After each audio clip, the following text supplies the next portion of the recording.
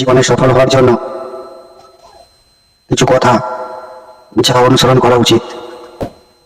এক, নিজেকে কখনো বড় করে প্রকাশ করবেন না, এতে আপনি ছোট হবেন। ভুল স্বীকার করার মানসিকতা দেখান। থ্যাংক ইউ প্লিজ এই কথাগুলো বলতে দ্বিধাবোধ করবেন না। কারো কাছে নিজের সিক্রেট শেয়ার করবেন না বা কাউকে অন্ধভাবে বিশ্বাস করবেন না।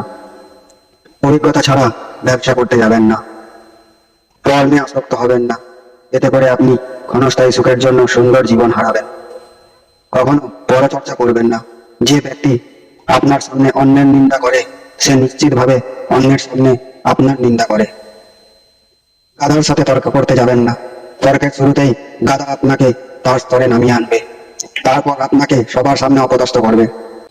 পরে করব ভেবে কোনো কাজ ফেলে রাখবেন না। আপনি যদি তা করেন, 80% সম্ভাবনা কাজটি আপনি আর কখনোই করতে পারবেন না। না বলতে ভয় পাবেন না।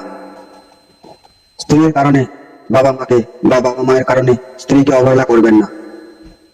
সবাইকে সন্তুষ্ট করতে যাবেন না, এতে আপনি আপনার ব্যক্তিত্ব হারাবেন। ঝুঁকি ছাড়া সাফল্য আসে না, তাই জীবনে ক্যালকুলেটেড রিস্ক নিতে ভয় পাবেন না। স্মার্টফোনে আসক্ত হবেন না। গুগলে জীবনের সব প্রশ্নের উত্তর খুঁজে পাবেন না। মনের ইচ্ছা প্রকাশ করতে দেরি করবেন না, কারণ এই একটি কাজের বিলম্বের জন্য আপনি সারা জীবন পস্তাতে পারেন। রিলেশনশিপে অসুখী হলে সেটা আঁকড়ে ধরে থাকবেন না। যে সম্পর্ক মানসিক যন্ত্রণা দেয়, ভেতরে অশান্তি সৃষ্টি করে, তা জীবন থেকে দ্রুত মুছে ফেলুন। আপনি কখনোই জানেন না যে আপনি স্বপ্ন পূরণের ঠিক কতটা কাছাকাছি, তাই কখনোই লক্ষ্যের পিছু ধাওয়া করা বন্ধ করবেন না। বেশিরভাগ মানুষ সাফল্য লাভের কাছাকাছি গিয়ে হাল ছেড়ে দেয়। অকারণে শত্রু বাড়াবেন না। কারো ধর্ম বিশ্বাসে আঘাত দিয়ে কোনো কথা বলবেন না বা সোশ্যাল মিডিয়ায় পোস্ট করবেন না। বয়ফ্রেন্ড বা গার্লফ্রেন্ডের সাথে একান্ত মুহূর্তের ছবি বা ভিডিও করবেন না। তার সাথে আপনার বিয়ে হবেই বা সে আপনাকে ভবিষ্যতে ব্ল্যাকমেল করবে না, এটা আপনি গ্যারান্টি দিয়ে বলতে পারেন না।